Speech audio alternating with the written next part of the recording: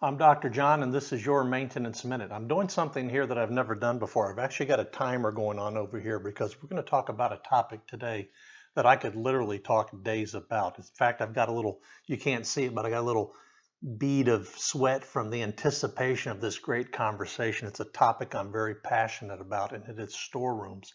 And I'm here to tell you right now that we're in the third decade of the 21st century. We have got to get our storeroom straight. This is beyond ridiculous. We've got to get our storerooms together. And what I want to do is paint a picture like I do for many of my classes and my clients. I want to paint a picture of what I think an effective and efficient storeroom would look like, and just the imagery of what it possibly looks like. So here's the story a lot of my clients hear from me. Everyone here has probably gone into a Napa or AutoZone or Pep Boys or O'Reilly's or whatever auto parts store is in your local community. When you walk in, they all look the same, right? They're well lit. The products on display are faced and clean and organized. And this is the inventory that they want you, the customer, to kind of mess with. There's like a chamois, there's some car washing fluid, there's maybe some mud flaps or license plate holders, or things that they want you to kind of pick up and take a look at. But if you want an actual car part, for example, the mouse on my computer over here, let's say you want an actual car part, you have to go to the counter, right, to get the part, and the person's going to greet you. You might have to stand in line a little bit, but there's a person to greet you. Hey, sir, what can I help you with? Well, I need one of these. I'm either going to have the part in my hand or I have to articulate. If I don't have the part, I have to articulate what part I need. I drive a 2011 Ford Escape, so I'm going to start by saying, yeah, I've got a 2011 Ford Escape, and here's the part that I'm looking for. So the requester has some responsibility to kind of know what they're talking about. The storeroom, the person behind that counter at these auto parts store, they're there for service and convenience. And that's the message I want you to take today. We're going to talk about storerooms in many, many videos to come. There are 32 processes and practices, and you've already heard me at the beginning of this tell you my excitement about this topic and the fact that we've absolutely got to get this taken care of. Let's start now. The person at Napa, AutoZone, Pep Boys, O'Reilly's behind that counter is there to provide service and convenience. The reason you have a storeroom is to provide service and convenience. Now look, I've been in maintenance and reliability for almost 4 decades now. And I can tell you this, I'd rather, if my storeroom's not providing service and convenience, I'd rather not have a storeroom at all.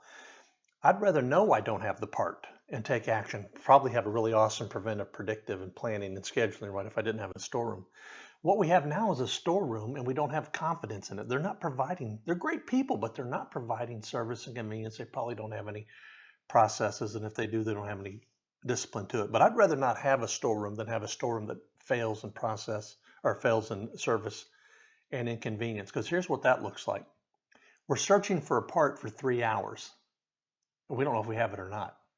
And we don't find it, and the machine's down the entire time. In fact, my standard with my clients is from the moment somebody says, hey, I need one of these, I can tell you if we have it or not within 2 minutes. Maybe not go get it because it might be in another warehouse, but I can tell you within 2 minutes if we have it or not. That's sort of the standard for my clients.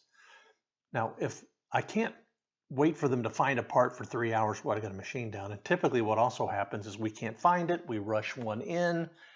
3 days later, we discover we had 7 setting up in the back corner. It's just that our storeroom is such a mess we couldn't find it.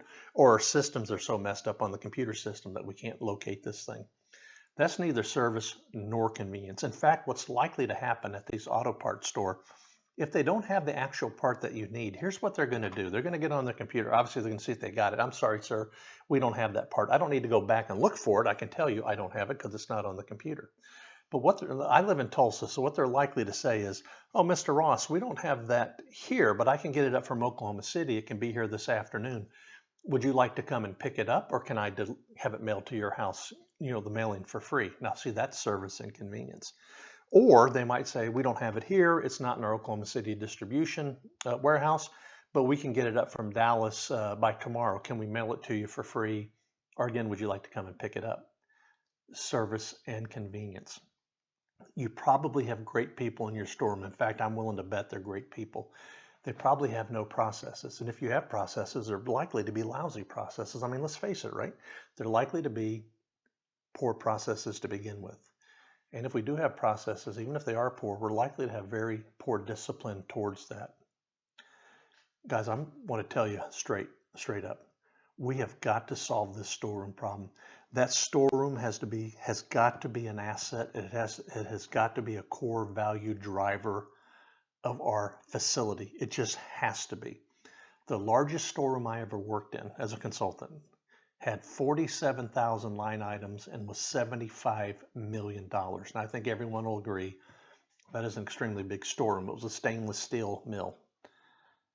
One of the complaints from one of the technicians, when I was interviewing all the technicians about things we need to do in the storeroom, one of the mechanics said, yeah, one of the problems is the storeroom never has anything.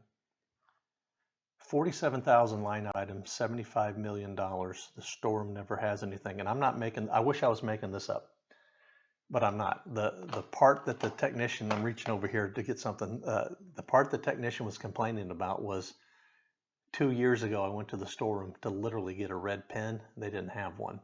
So therefore, the storeroom never has anything. We can't stock everything. We're going to talk about storerooms in depth because this is something I'm extremely passionate about. We've created here at Maintenance Innovators an extremely good storeroom effectiveness assessment, and we have an extremely good strategy development process, and we build the best storerooms in the world. I'm excited about this topic. I want you to take this little nugget from this video. The storeroom is there to provide service and convenience. They're good people, but honestly ask yourself, are they providing the best service and the best convenience? And if not, we need to make a change. Guys, we'll talk about storerooms later, but for now, this has been Dr. John, and this has been your Maintenance Minute.